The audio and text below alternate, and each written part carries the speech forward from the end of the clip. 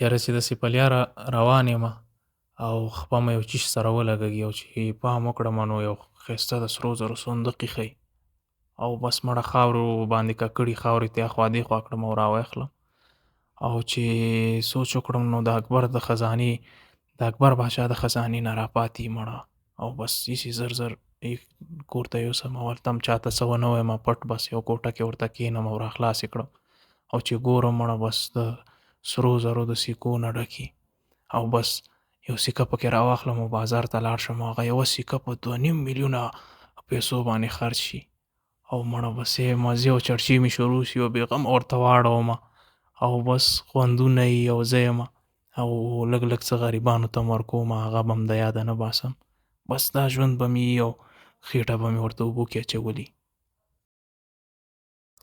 یاره چې له سرای شهزاده یوه ورځ ټکسي ته سوارلۍ راپورته کړم او خپل منزل ته یې ورسوم. ګورم چې له سوارلۍ نه په ټکسي کې بیګ پاتې شوی وي. سړي پسې وګرځم را وګرځم خو سړی پیدا نه شي. بس چې بیګ را خلاص کړم نو د شنو ډالرو نه ډک وي. بس نو له خوشحالۍ نه په جامو کې نه ځایېږم. بیګ کور ته راوړم او غلې پټې چېرته کېږدم مالک یې پیدا نه شي او ټول ډالر زما شي. ځان ته په یو ښکلي او لوکس هوټل کې واده وکړم. ښه ښکلی موټر واخلم. ځان ته لوی کاروبار را جوړ کړم. کاروبار ورځ تر بلې مخکې روان وي او پیسې ګټي. ځان ته په دوبۍ کې یو کور واخلم، بیا په ترکیه کې یو کور واخلم، بیا په نیویارک کې او لندن کې هم کورونه واخلم. مړه خو بس چې د نړۍ هر ښار کې یو یو کور وي. وای نو څومره مزه به کوي.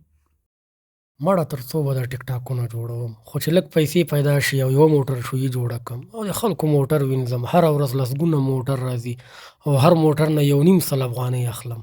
سختې پیسې به وګټم که نه یار. بیا چې د موټر شویي سره د پنچرمینۍ دکان هم خلاص کړم. د بولانۍ او سموسو دکان هم ورسره خلاص کړم. خلک چې موټر وینځي نو بولاني او سمبوسې به هم خوري.